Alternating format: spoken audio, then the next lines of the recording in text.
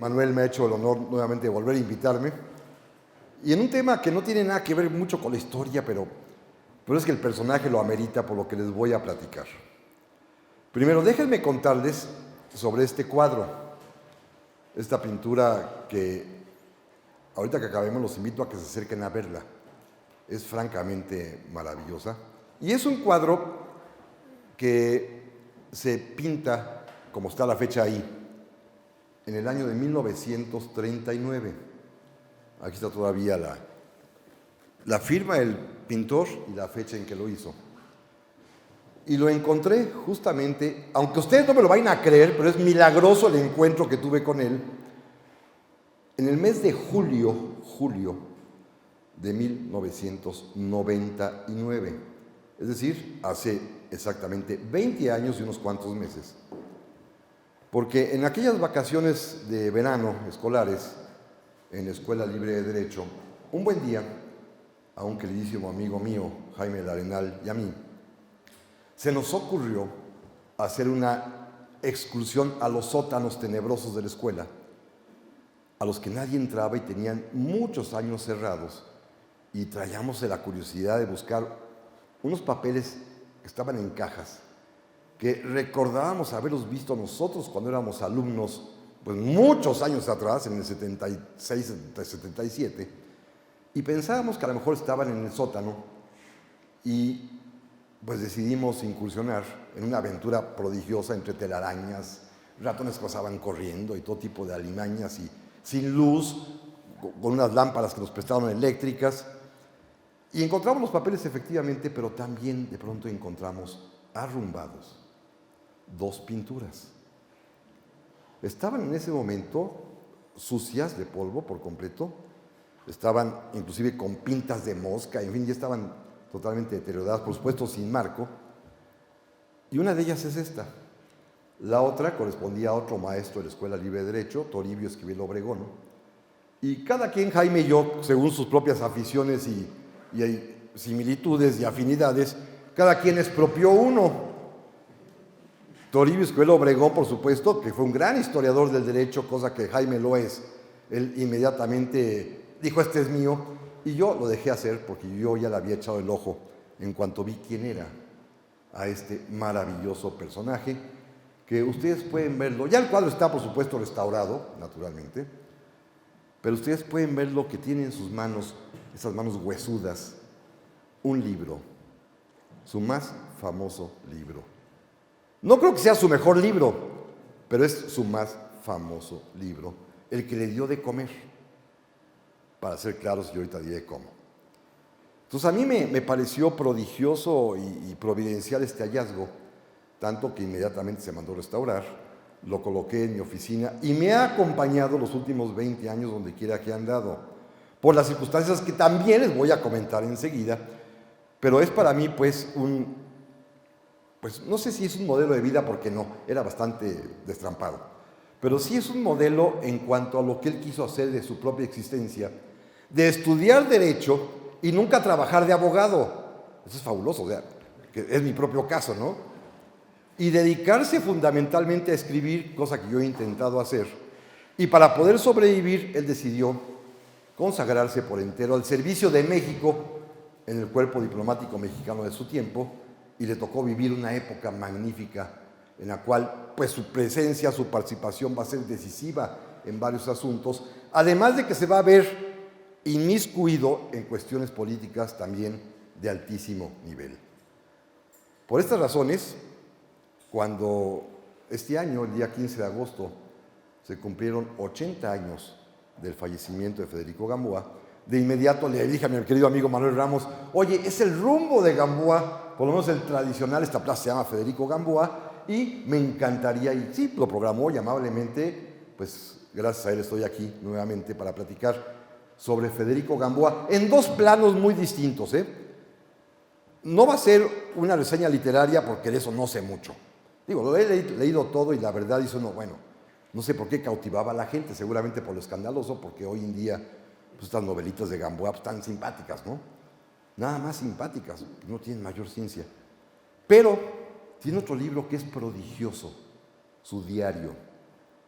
que es un documento testimonial fabuloso, que tiene 7 tomos en la edición más moderna de Conaculta y que finalmente es la vida de un hombre que está inmerso en el régimen porfiriano, que es inclusive, no diría yo cercano, pero conoce a don Porfirio y puede platicar con él varias veces, que después le toca vivir la revolución y la posrevolución, y finalmente pues ahí narra su experiencia, su vivencia, sus sufrimientos, sus alegrías, y observa una realidad que está sucediendo en su entorno, a su alrededor, desde el momento en que él comienza a escribir, casi hasta un par de meses antes de que muera.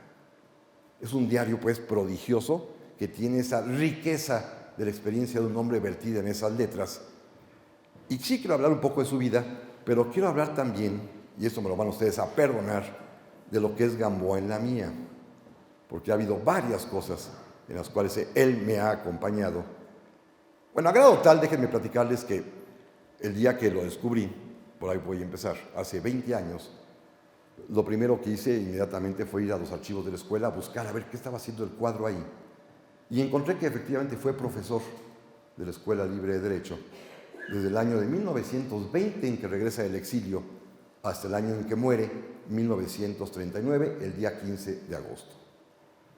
Y eso, por supuesto, pues me dio mucha alegría, porque entonces ya no era yo el único raro en la Libre, ¿no? Que no es abogado, bueno, Jaime y yo, ya no éramos los únicos raros que podíamos dedicarnos a otras cosas, además de ser profesores en una escuela muy respetable de Derecho, sino que podíamos estar también ya a nuestras anchas con hombres que habían sido fundamentalmente vitales, tanto en su vida pública como en su vida privada, y que justamente pues habían tenido poco que ver con la carrera de la abogacía, y esto pues me dio a mí muchísima felicidad. Y segundo, descubrí justamente la fecha de muerte, aunque ahí no la tiene, nada más trae el puro año, y lo vinculé de inmediato con una tradición muy bonita que hay en la Escuela Libre de Derecho, bonita pero dolorosa, porque cada vez que fallece algún profesor antiguo, algún profesor venerable, algún profesor de respeto, algún profesor que tiene pues el cariño de muchas generaciones, hacemos un homenaje luctuoso. Y esto desde la fundación se ha venido haciendo. Y en él preside la ceremonia un retrato del difunto. Evidentemente, en los años 30, 20, cuando esto sucede, los retratos se mandaban pintar. Ya en tiempos más modernos es una fotografía en gran formato y que tradicionalmente, terminado el evento fúnebre, se entrega a la familia del profesor fallecido. Y a mí me brincó la duda de por qué este cuadro se quedó allí y no se dio a la familia de Federico Gamboa. Y descubrí que para el día que él muere ya habían fallecido su único hijo y había fallecido también su viuda. Entonces estaba solo en el mundo. Se hizo el homenaje y el cuadro se guardó. Y se guardó y fue a dar a los sótanos de la escuela, y ahí finalmente, muchos años después, repito, Jaime del Arenal y un servidor, pudimos encontrarlo. Así que fue providencial, porque aquello era julio del 99, había muerto el día 15 de agosto del año 39, es decir, faltaban poquitos días para los 60 años, y me fui a buscar su tumba al Panteón Francés de la Piedad, que la encontré totalmente destrozada, totalmente amolada. Ese día nada más pude ponerle sus florecitas, hacer mi guardia yo solito, pero 10 años después ya regresé otra vez y yo pagué la tumba, la compostura completa, la placa que tiene hoy de mármol, ya, eso fue a mi peculio. Y hace unos días, en el mes de agosto, volví a ir, dije a ver si todavía sobrevive, y sí, sobrevivió. Está la placa, está la tumba exactamente igual como la dejé 10 años antes, y es una sorpresa porque si ustedes han ido a ese panteón, está verdaderamente victimizado, vandalizado, porque lo tienen hecho un desastre. Lo han destrozado, lo han saqueado, están las puertas rotas de desvencijadas, las estatuas derruidas, en fin, está hecho una verdadera porquería de cementerio, y sin embargo la tumba de Federico Gamboa logró sobrevivir. Y ahí está, me cercioré apenas hace unos días que todavía estaba intacta, afortunadamente con la misma placa que yo había colocado 10 años atrás. Esto no va a ser el prólogo. Miren, Federico Gamboa nace en el año de 1864 y es hijo de un militar el general también Federico Gamboa, que era servidor del imperio. Originalmente había sido republicano y fue de estos hombres que habían sido capturados durante el sitio de Puebla en 1863, enviados prisioneros a Francia, y a muchos de ellos los convencieron de cambiar de bando y los permitieron regresar y se incorporaron al ejército imperial. Y fracasó, por supuesto, el experimento. Entonces don Federico padre tuvo que salir huyendo del país. Se fue a Estados Unidos y años después, claro, con su familia y con su hijito Federiquito, y años después ya va a retornar a México cuando comienza a gobernar don Porfirio, que de alguna manera hay una especie de indulto, y lo contratan en los ferrocarriles de México.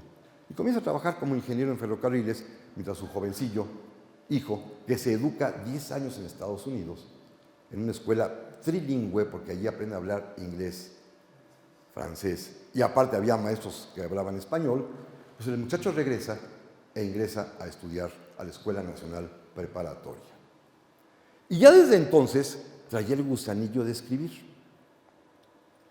Comenzará a hacer pequeños poemas, a hacer pequeñas narracioncitas que publican en los periodiquitos estudiantiles, y por ahí alguien lo descubre, y ese alguien es alguien bien importante, que es su maestro en la propia preparatoria, el famoso don Ignacio Mariscal, y le cae muy bien, y se lo jala, y se va a convertir como en su joven ayudante, su joven aprendiz durante mucho tiempo, y es el propio Mariscal, que como ustedes bien saben sería designado por el presidente Porfirio Díaz, secretario de Relaciones Exteriores, quien lo mete al servicio exterior. Por algo muy sencillo, el propio Gamboa confiesa que lo que no quería era trabajar de abogado. Él quería escribir. Y que Mariscal le decía, bueno, ¿y de qué vas a vivir? Pues no sé, pues a ver si mis libros se venden o se publica. No, mira, necesitas trabajar de algo que no te quite mucho tiempo. Y lo metieron al servicio exterior. Es una vida maravillosa. Claro, en aquel tiempo, fíjense, su primer destino es ser segundo secretario en la delegación, no eran embajadas todavía, de México en la Argentina. Bueno, para ir a Buenos Aires, en el año 1880 y tantos, es un periplo tremendo. No hay viaje directo. Tuvo que irse a Inglaterra para tomar allá otro barco para bajar a Buenos Aires. Claro, el barco tenía una diferencia de un mes, entonces le sobró un mes y se fue a París. Y esta es una anécdota maravillosa porque ya desde entonces andaba con el gusanito de la escritura, ya había escrito su primer libro que se llama Del Natural, que es todos los soez que ustedes pueden imaginar del porfiriato, ahí lo trata, o sea, ni siquiera voy a hablar de ellos. Pero tenía un modelo de vida porque él decidió que quería ser como el gran escritor francés Emilio Zola. Eso era su máximo. ¿Se acuerdan de Zola? El naturalista francés, con su novela Nana y todas estas, perdón la palabra, muy burdeleras, ¿verdad? Eso es lo que les gustaba a ellos. Y entonces, pues él quería conocer a Emilio Zola y para eso se va a París. Ese es el único fin con el que va a París. Va a estar ahí como 3 semanas, hasta que finalmente, después de haber tocado la puerta, dejado su tarjeta, haber insistido, haber pedido permiso a la ama de llaves de Zola para que por favor le dijeran que él lo quería ver, que un joven mexicano quería saludar al gran maestro, pues finalmente un día Zola lo recibe y el propio Gamboa cuenta en su diario que llegó muy nervioso, muy preocupado con su libro del natural a regalárselo al maestro, y este señor Zola le dijo, en español, yo no leo español. Y entonces el pobre de Gamboa se quedó así todo petrificado. Zola regaló un libro suyo, se lo dedicó, lo despidió, la entrevista duró 3 minutos y a eso fue a París. Frustrado, se regresó a Londres, tomó su barco y se fue a la Argentina. Y ya, comienza su vida ya de adulto, de diplomático mexicano, y hay 2 momentos que sí quiero resaltar de esta vida importantísima. En Argentina comienza y aprende tanto que de pronto se convierte en un, de veras, modelo de diplomático mexicano. Tanto que los halagos que la propia presidencia de Argentina le envía a don Porfirio sobre su secretario son tan generosos que don Porfirio es la primera vez que le pregunta a Mariscal, ¿y este joven Gamboa quién es? Y don Ignacio le dice, bueno, pues es un muchacho que fue mi alumno, es mi protegido, a ver, tráigaselo para acá. Y es la primera vez que se entrevista con el general Porfirio Díaz. Porque don Porfirio quería hacerle un encargo, necesitaba alguien fresco para algo que don Porfirio tenía en mente. Es Gamboa el que platica cómo era la táctica que usaba don Porfirio para las entrevistas personales. Ustedes habrán visto por ahí seguramente que se dice que don Porfirio se sentaba exactamente en una ventana, es decir, dando la espalda a la ventana, y el interlocutor lo sentaba enfrente, medio en penumbra, de tal suerte que don Porfirio podía ver perfectamente bien el rostro de con quien estaba platicando, y el taimado de don Porfirio, pues la penumbra medio oscurecía sus facciones, y la persona que con él hablaba no alcanzaba a percibir ni adivinar los gestos de don Porfirio, si le provocaban sorpresa, alegría, hartazgo, lo que estaba diciéndole. Y en cambio, el zorro de don Porfirio perfectamente bien tenía ante sus ojos las reacciones absolutas de su interlocutor. Y entonces cuenta el propio Gamboa en su diario que él se sintió francamente cohibido allí en Palacio Nacional de sentarse frente al general Díaz y muy nervioso, pero no pasó nada, al contrario, don Porfirio lo felicita y le hace un encargo. Lo nombra ministro de México en todas las naciones centroamericanas, con sede en Guatemala, pero concurrente en Managua, concurrente en Tegucigalpa, concurrente en El Salvador y en San José. Es el embajador, no es embajador, ministro de México en todo Centroamérica. Y lleva un encargo muy especial de don Porfirio.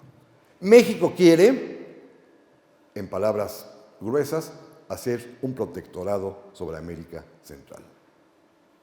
En palabras suaves, México quiere ayudar a Centroamérica a que se desarrolle, a que crezca, a que produzca, a que estén en paz, porque aquellos paisillos se la pasaban peleando, Así como hoy en día, ¿se acuerdan? Te voy a hace algunos años la guerra del fútbol. Bueno, se pelean entre ellos los paisitos, ¿no? Dejaron de ser México y entonces son los chiquillos que están peleando. Y don Porfirio quería, pues de alguna manera, no sé si someterlos, pero sí tener cierta presión, cierta presencia, cierto dominio sobre Centroamérica, y el ejecutor de la política va a ser Federico Gamboa. Están aprovechando una especie de entusiasmo iberoamericano, porque en esos años, ustedes recuerdan, se publica la gran novela de José Enrique Rodó, El Ariel, que de alguna manera es una especie de canto hacia la grandeza iberoamericana frente al Calibán, que es Estados Unidos, al monstruo que hay que derrotar. Y al mismo tiempo don Porfirio también en estos años es cuando organiza la primera gran reunión panamericana, que después de que Bolívar había hecho la suya en los años veintitantos del siglo anterior, don Porfirio vuelve a convocar a todos los delegados de los países hermanos de Iberoamérica a la Ciudad de México, porque don Porfirio tiene esta idea de avanzar, metafóricamente hablando o espiritualmente hablando, sobre todo Iberoamérica, pero comenzando el primer pie en Centroamérica, países que le importaban muchísimo al propio don Porfirio.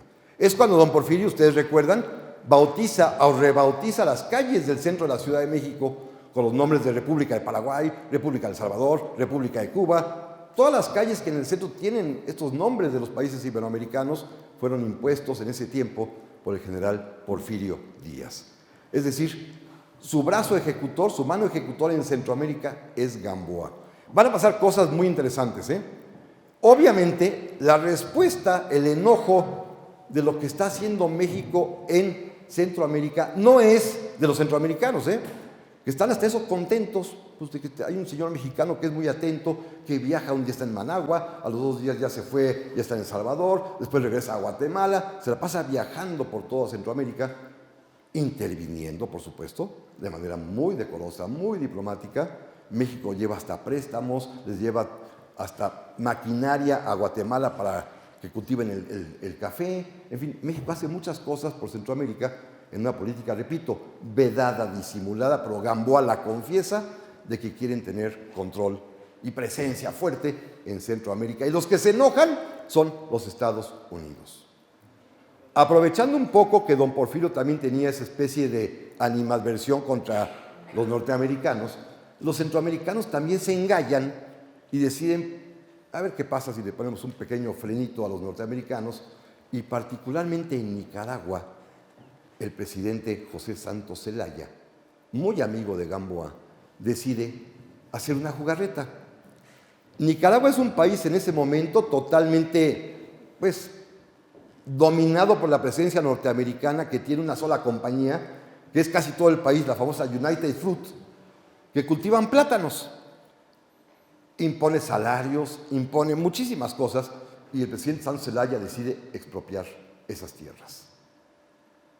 No, bueno, pues aparece la revolución.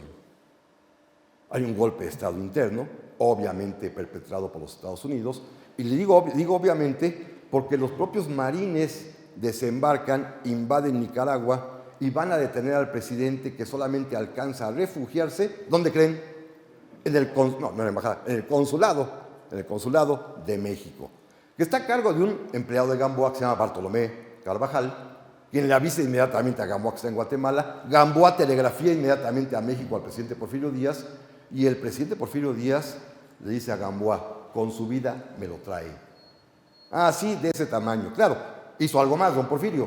Envió un barco de guerra mexicano, un pequeño barquito nuevecito, el general Guerrero, un transporte, al mando de uno de sus oficiales consentidos, Hilario Rodríguez Malpica, que sale de Salina Cruz para llegar a un lugar que se llama Puerto Cabello, en Nicaragua, en el Pacífico, y hasta allá va a llegar el barco mexicano, y Gamboa con Bartolomé Carvajal van a la ciudad de Managua, entran al consulado, con la bandera mexicana extraen de ahí al presidente Santos Zelaya, se lo llevan a Puerto Cabello, y en Puerto Cabello se embarcan con el presidente nicaragüense, y por órdenes de don Porfirio, estaba afuera 8 destructores norteamericanos, y don Porfirio dice: pasan aunque sea a cañonazos. No se ofreció. Los norteamericanos se replegaron. Hubo un incidente muy peculiar, porque a la hora que bajan los soldados, los marineros mexicanos, para acercarse al muelle para recoger al presidente Santos Zelaya, había una compañía de marines norteamericanos, y estos, a propósito, se pusieron con su bandera enfrente y la pusieron así, y se les cayó, para que los soldados mexicanos pisaran la bandera. Y Hilario Rodríguez Malpica y Federico Gamboa detuvieron a la tropa, se levantaron los dos con mucho respeto, hicieron una señal de reverencia, los dos se hincaron, recogieron la bandera y se la entregaron al oficial norteamericano. Y pasaron. Así que esto le mereció a Gamboa, por supuesto, el convertirse ya en un hombre políticamente muy importante. Pero ya era también para ese momento un escritor muy importante. Juntó sus dos famas. De alguna manera, el hecho de sus andanzas diplomáticas, que le bienquistaron el favor de don Porfirio, que comenzó a tratarlo con mucha deferencia, a quererlo, porque había sido un hombre muy, muy leal, que había sabido ejecutar la política mexicana en Centroamérica, y al mismo tiempo, pues él se dedicó a escribir, y es cuando publica Santa. Y por supuesto se vuelve un escritor famosísimo. Una novela que tiene como escenario este rumbo, justamente este rumbo. No vivió aquí, Santa tampoco existió, pero lo que sí sabemos es que aquí frecuentaba mucho Federico Gamboa los lupanares de entonces, que aquí estaba lleno. Esta era la zona roja de San Ángel, para hablar con toda claridad. El pueblito de Chimalistac es donde vivían las muchachas de la vida galante que trabajaban por aquí para que atender a los ricachones que vivían en San Ángel, nada más pasando la avenida, ¿no? Entonces, esta era la zona, pues, de tolerancia, llamémoslo así. La historia de Hipólito el Pianito, que ustedes recuerdan, en fin, todo eso, pues debe haber sucedido, y Gamboa lo sabía porque se la pasaba en eso. Cuando regresa a México, se vuelve tan famoso, pues que se la pasa de reventón en reventón. Miren, una frase muy bonita del propio Gamboa: fue infiel toda su vida a su esposa, toda su vida, y cuando ella murió, se volvió el hombre más fiel del mundo, ya nunca hizo nada. No, pues qué tramposo, ¿no? O sea, en vida la engañó lo que quiso, y ya muerta, ya entonces ya veneró su memoria y ya nunca se volvió a portar mal. Pero eso lo reconoce él con un gracejo tan maravilloso, que bueno, dice, no, bueno, es un cínico. Pues vean la cara, tiene una cara de cínico que no puede con él. O sea, es fabuloso el hombre, ¿no? Bueno, el caso es que es un hombre pues muy famoso ya para ese momento, y ocurren varias circunstancias en esos años de 1908, 1909, en que de pronto Ignacio Mariscal, que es el secretario de Relaciones Exteriores, comienza a sentirse malito. Ya es un hombre fíjense, de la misma edad que don Porfirio, pero él ya se siente viejo. Y don Porfirio todavía trae vuelo, ¿no? Pero él ya se siente viejo, su amigo de infancia de don Porfirio, en fin. Y le dice, oiga, déjeme nombrar un subsecretario ya, amigo mío. Y nombran subsecretario de Relaciones Exteriores a Federico Gamboa. Es un brinco importantísimo, ¿eh? Había sido un buen ministro en México, en Centroamérica, pero había otros mucho más antiguos, había otros con muchos más méritos probablemente, pero sin embargo, el dedazo y la influencia del propio mariscal, don Porfirio cede y lo nombran subsecretario de Relaciones Exteriores, y estos años van a ser los de más gloria del propio Federico Gamboa. Su libro se vende como pan caliente. Miren, en vida, desde que lo publica el libro hasta que él muere, se imprimieron más de 60,000 ejemplares. Hoy ya sé que Krause se los echa en una sentada, pues, pero 60,000 ejemplares en aquel tiempo es el primer bestseller mexicano. Es el libro que se lee, que se compra en una población cuyo 5% es la que sabe leer y escribir. Es decir, hay que tener este contexto, ¿no? De 15 millones de mexicanos sabría leer, pues ustedes quieren, 1 millón de mexicanos sabría leer y escribir, que se hayan vendido 60,000, pues quiere decir que fue un buen negocio. Él vivió de su libro. Al final de su vida vivía de eso. Voy a hacer una palabrota. Voy a tener que decir muchas palabrotas, pero me van a perdonar, pero son de él. Él decía, miren, cuando estaba ya muy viejito, a sus alumnos en la libre, yo tan católico que soy, y vivo de una mujer pública, de santa, por supuesto. Santa le dio otros 2 premios en vida. No solamente ser el autor más vendido, repito, el primer libro estelar de la literatura mexicana que se vende como pan caliente en aquel tiempo, lo que es un pan caliente de 60,000 ejemplares, sino que además, ustedes recuerdan, lo hacen 2 veces película en vida de Gamboa. Hay una tercera que me tocó a mí de chico con Julissa, ¿no? Pero allá, bastante feíta. Pero las 2 primeras, una en cine mudo sobre Santa y otra ya para 1931-32, la primera película ya con sonido en México es Santa, precisamente, en la cual una actriz que dice que era muy bonita, yo no le vi lo bonita, pero bueno, Lupita Tovar interpreta a Santa y en ella se estrena además también una canción, Santa, de Agustín Lara. No sale él, pero la canción es de él y pues, se interpreta y bueno, era el lloradero porque era una muchacha de la vida galante que era buena, con buenos sentimientos y como ustedes saben, pues acaba y se muere, en fin, toda una tragedia, ¿no? Y el Siguito Hipólito, su enamorado, que la ama toda la vida, en fin, es una historia de amor en la soez realidad de lo que son estos antros mexicanos de aquel tiempo. Pero bueno, el caso está que Federico Gamboa se vuelve un nombre popularísimo y los derechos de autor del libro y los derechos de autor de las películas es lo que le permite al final de su vida medio sobrevivir. Esta plaza, Federico Gamboa, le ponen su nombre y las calles de Santa y de Hipólito que están por aquí, todas en vida de Gamboa. Él viene a develar la placa, que la plaza se llama Plaza Federico Gamboa. Es decir, es un nombre que fue honrado por, en este caso, la autoridad de la Ciudad de México, por la gente que lo reconocía. Él mismo cuenta en su diario que salía a la calle y todo el mundo se le acercaba a saludarlo, se iba a desayunar algún café y se acercaba a la gente a saludarlo, porque todo el mundo lo conocía. Primero por las fotos, pero después porque todo el mundo, si no leyeron Santa, sí la vieron en los cines y entonces aparece él. Entonces todo el mundo sabía quién era Federico Gamboa y se convirtió pues en un nombre muy, muy popular. Pero me regreso. Para 1909, 1910, pues don Porfirio desea conmemorar el centenario de la independencia nacional. Y decide hacer un festejo que tiene pues muchas variantes, pero que fundamentalmente se trata de poder ensalzar a México ante el mundo, invitando a todos los países hermanos y los países europeos, y hasta China y Japón los invitaron, para que vinieran a México a presenciar nuestras fiestas del centenario, que serían desde finales de agosto hasta principios de octubre de 1810. ¿Mandé? Perdón, 1910, bueno, sí, la independencia fue en 1810, perdón. Bueno, estas fiestas tienen la característica fundamental, repito, que es un derroche porfiriano en el cual, por ejemplo, se van a inaugurar grandes obras como el Ángel de la Independencia, el hemiciclo a Juárez también se inaugura en estos días, la penitenciaría de Lecumberri, el manicomio de la Castañeda, en fin, muchas obras públicas, el alumbrado público también, las grandes fiestas, las grandes ceremonias. Y pues don Porfirio necesita a alguien que organice todo eso y designa a Federico Gamboa como encargado de las conmemoraciones de 1910 del centenario de la independencia. Y aquí viene lo prodigioso en mi propia vida. Y tú sabes esa historia, un día te la platiqué. Un día entro a mi oficina, en el año 2007, 2008, y les juro por mi difunta madre, que lo vi sonriéndome Dije, esto es un fantasma, ya se me apareció aquí ya aquí. Yo no sabía mucho en ese momento de él, sabía poco. Y pues me quedé con la curiosidad y me doy dando cuenta que lo habían designado para conmemorar a México en su primer centenario y a los pocos días me invitan a mí a lo mismo.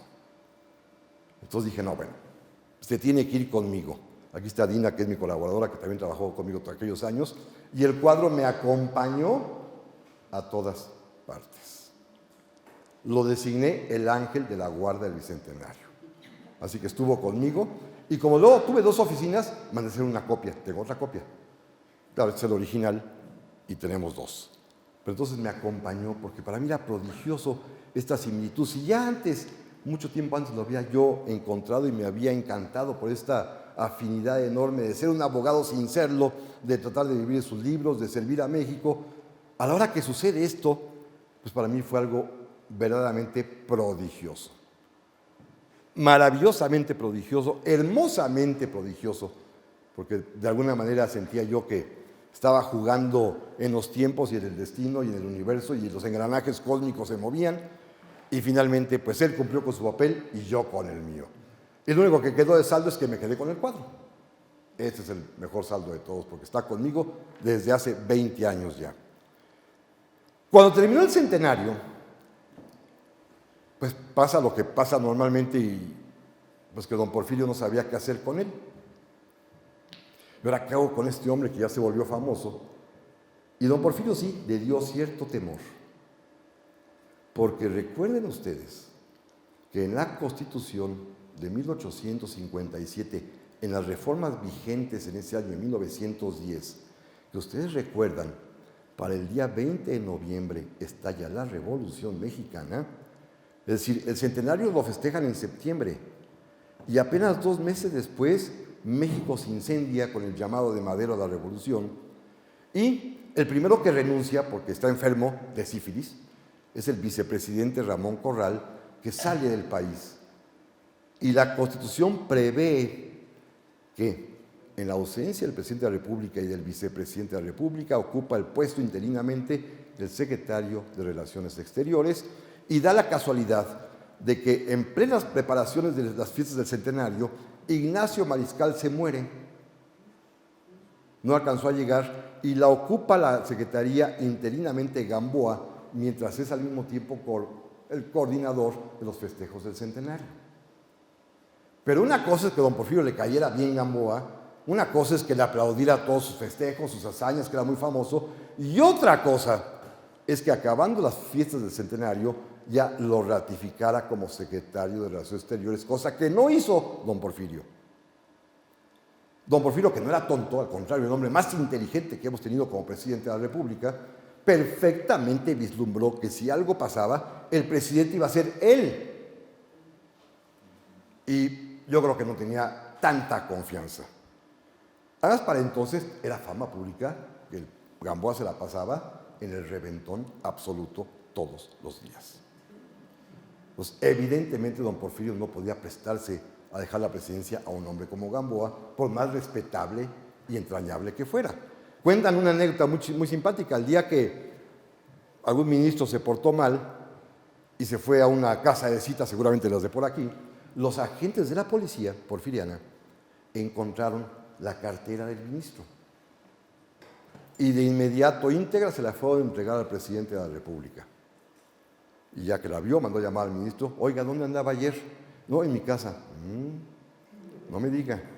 Fíjese que encontraron su carterita en tal lugar. No vaya a perder la otra cartera, la de ministro. No, el señor renunció, a los 2 días renunció. Habían caído de la gracia de don Porfirio, que don Porfirio, como sea, tenía unos estándares morales muy altos. Y evidentemente Gamboa no cumplía con esos estándares morales de don Porfirio. Así que lo mandó de embajador, así ya embajador de México en Bélgica. Lo mandó a Bélgica, ni siquiera a Estados Unidos ni nada, a Bélgica lo mandó. O sea, alejarlo del país. Y fíjense lo que es la vida. El propio Gamboa cuenta pues, que se fue muy triste, tomó a su esposa, a su hijo, pues vámonos a Europa, se fueron, en una situación pues un tanto cuanto desairada, porque ni siquiera le alcanzó, no le pudieron ni siquiera pagar sus sueldos de ese año en que varios meses había ocupado la propia secretaría. La revolución había desquiciado todo, le quedaron a deber dinero, allá tuvo que llegar a pedir prestado en la editorial que editaba sus libros allá, la famosa francesa de Chevoulet, allá le prestaron dinero para poderse instalar en Bélgica.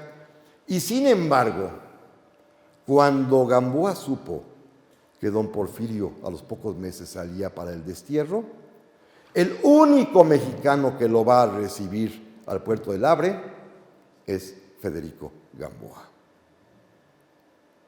Y don Porfirio cuenta que cuando llegó, lo vio, desembarcó, se acercó inmediatamente a uno de sus ayudantes, el que era el hijo del presidente Manuel González, Fernando González, dijo: señor presidente, ahí está Gamboa. Y que don Porfirio nada más dijo: ya lo vi. Y se quedó tieso don Porfirio, Gamboa también se quedó tieso, y Fernando González le dijo: Federico, acércate. El presidente me había dicho que si alguien venía a recibirlo serías tú. Y ya don Porfirio le da un abrazo, y se van a volver, ahora sí, íntimos amigos. Los días que se encuentren en París, que van a ser 4 o 5 ocasiones a lo largo de 2 o 3 años, las pláticas que les recomiendo muchísimo que Gamboa narre en su propio diario son maravillosas. Don Porfirio le pide perdón por no haberlo dejado a él. Es algo increíble, Pasa una cosa muy curiosa. El presidente Victoriano Huerta, usurpador, mientras tanto se pelea con los gringos. Recuerden ustedes que el presidente Henry Lane Wilson pues, no quería mucho a Huerta, por razones obvias, ¿verdad? Era otro moralista y Huerta era un borrachazo. Entonces necesitaba otro borrachazo simpático para entenderse y mandó llamar a Federico Gamboa para nombrarlo ahora sí ya secretario de Relaciones Exteriores. La despedida de don Porfirio a Gamboa, cuando le avisa que se regresa a México porque Huerta lo ha designado para ese alto puesto, para el que Porfirio no lo designó, don Porfirio le lloró. Y ahí fue cuando le dijo: yo debía haberlo designado a usted. Otra suerte hubiera tenido México si usted hubiera sido el presidente. Pues sí, pero ya demasiado tarde. Y le dijo: vaya y cumpla con su deber. Llegó a México efectivamente. Duró como secretario de Huerta, porque se peleó con él, por supuesto, 3 meses nada más. Pero 3 meses suficientes para también poner en su lugar a los norteamericanos. El presidente Wilson quería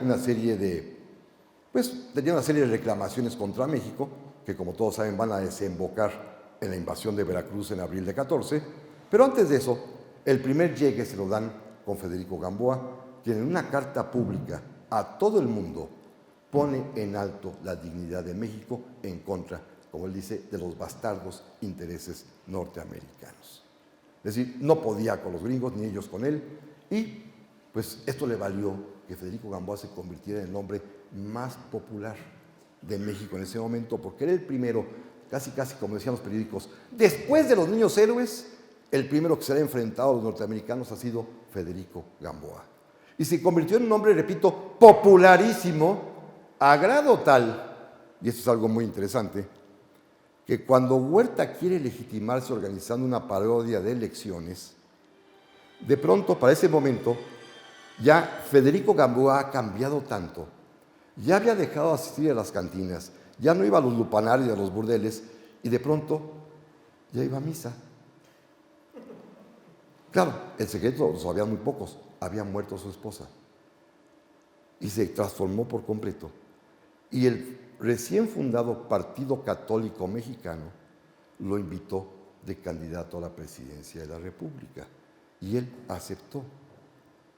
Y esta es una historia increíble. Todo el mundo pensaba: pero si ayer don Federico andaba en estos reventones, ahora resulta ser que, pues sí, había cambiado su forma de vivir, de un día para otro había mudado su conducta anterior, se había convertido en un hombre absolutamente piadoso y religioso, y los católicos lo invitan como candidato presidencial, repito, en unas elecciones totalmente amañadas y parodia de ellas, en las cuales gana, por supuesto, el general Victoriano Huerta, y Gamboa pierde, pero esto lo obliga a salir nuevamente al exilio. Se va a tener que ir a refugiar durante varios años a La Habana, en Cuba. Lo importante, pues, es que se convierte en un hombre muy popular, muy, pero muy popular. Sus libros comienzan a venderse. En Cuba vive de dar clases, vive de escribir artículos en los periódicos.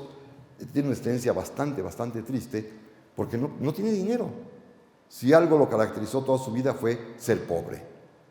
No tenía dinero, ni se robó nada, así que estaba el pobre totalmente, pues, en la miseria, con su hijo, ya viudo, hasta que finalmente en 1920 el gobierno del presidente Venustiano Carranza, casi al momento que cae, le levantan el exilio y regresa a México. Y aquí empiezan sus últimos años, que son francamente maravillosos, porque son los de un viejito, pues ya para entonces no era muy grande, pero pues véanlo, ¿no? Es un viejito que se convierte en un hombre popular en todo México.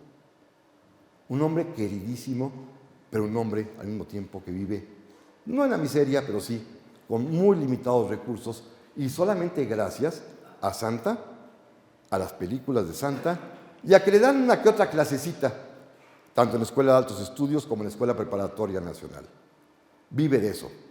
En 1920, y aquí lo vuelvo a entroncar con mi propia historia, cuando regresa, está en su casa, una casa que rentó en la colonia Santa María, además también, todo es rentado para él. Lo van a ver los maestros fundadores de la Escuela Libre de Derecho, particularmente don Emilio Rabasa, y lo buscan y le dicen: oiga, queremos que dé clase en la Escuela Libre de Derecho. Y Gamboa: pero pues ahí no pagan. No, pues sí, es honorario, es gratuito y todo, pero a ver, es que no hay nadie que sepa más que usted en México de política internacional. Necesitamos un gran profesor de Derecho Internacional Público y queremos que usted sea. Y eso lo conmovió y aceptó. Se va a quedar 19 años en la Escuela Libre de Derecho como profesor, pero tenemos la suerte, yo tengo la suerte, que hubo 2 o 3 alumnos de él que escribieron sus memorias de cuando eran estudiantes y platican cómo eran las clases de don Federico. Primero, se la pasaba tirándole a Estados Unidos todo el tiempo. Segundo, se la pasaba ensalzando la hispanidad americana. Tercero, tenía una noción muy clara de que por las normas internacionales era posible la concordia y la armonía entre las naciones. Y cuarto, era simpaticísimo. Y entonces los chamacos le tenían tomada la medida. Cuando llegaba y preguntaba a la clase, y estos no querían oír clase ni que les preguntara, se salían por la tangente y de repente alguno decía: maestro, platíquenos de Santa. Y entonces cuentan que el maestro Gamboa primero ponía un cejo así muy duro de enojo y luego se transfiguraba y comenzaba la verdadera clase, que era la clase de vida, la clase de experiencias, la clase de sus propios recuerdos, sus memorias. Y bueno, aquello era, pues, francamente maravilloso, y todos salían encantados de escuchar a Federico Gamboa, que a su vez después tenía que estar escribiendo en su diario: este día no les enseñé nada más que puras aventuras.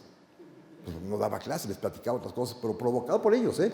Y se dejaba querer, caía en la trampa de los propios alumnos, y pues simple y sencillamente, pues ellos encantados de tener un maestro así, famoso como pocos. Pasaron varias cosas en esos años. De pronto la gente, pues, se da cuenta de que Gamboa está vivo, de que está en México, y es cuando, por ejemplo, se organiza este homenaje que he comentado hace un rato, de que en vida de él viene aquí a la Municipalidad de San Ángel, cuando todavía era municipalidad, y aquí se emplaca esta plaza con su nombre, con las calles aledañas, y pues pasea y la gente lo conoce, lo saludan, las películas lo hacen famoso, y ocurren cosas pues verdaderamente prodigiosas.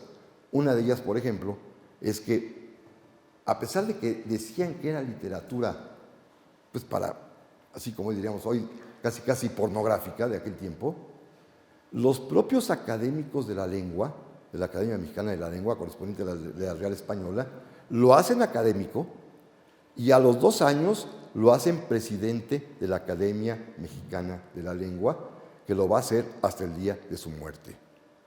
Es decir, a pesar del tema soez que narró en todos sus libros, a pesar de eso, la calidad literaria fue reconocida por sus mismos pares y ellos le dan ese lugar sitial de honor de convertirlo en su director de la academia. Es decir, la institución que tiene a su cargo el cuidar, pulir y preservar el idioma castellano, se lo entregan a este hombre que finalmente, pues si algo amaba, era justamente el escribir bien.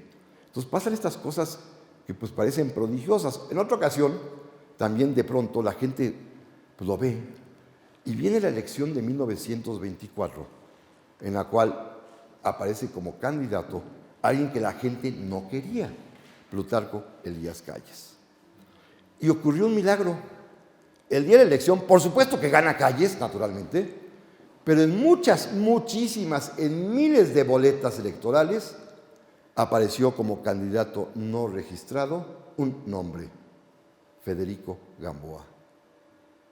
Y esto sorprendió a muchísima gente, a grado tal que el gobierno de la República cesó a Federico Gamboa de sus clases en la Facultad de Altos Estudios y en la Escuela Nacional Preparatoria. Lo cesaron. ¿Por qué? Pues por el enemigo del régimen. Sí lo era, O sea, pero no decía públicamente, solamente lo decía en su diario, pero lo corrieron. Bueno, la gracia se va a repetir cada elección presidencial hasta la última. Todavía cuando es electo el presidente Lázaro Cárdenas, todavía la gente sigue votando como candidato no registrado por Federico Gamboa. Pasó en la elección de 24, pasaría en la primera de 28, en la segunda pues no, nuevamente hasta la de 34, volvería a ser mencionado Federico Gamboa como candidato independiente. Igual que Cantinflas, ¿se acuerdan? Bueno, ustedes se acuerdan, de nuestra época, ¿no? Los chavitos, ustedes no se acuerdan, pero en nuestra época Cantinflas era anotado, Mario Moreno, la gente votaba por Mario Moreno. Y bueno, lo mismo pasó con Federico Gamboa, que se convierte en un hombre tan popular que la gente vota por él. Lo ponen en las boletas.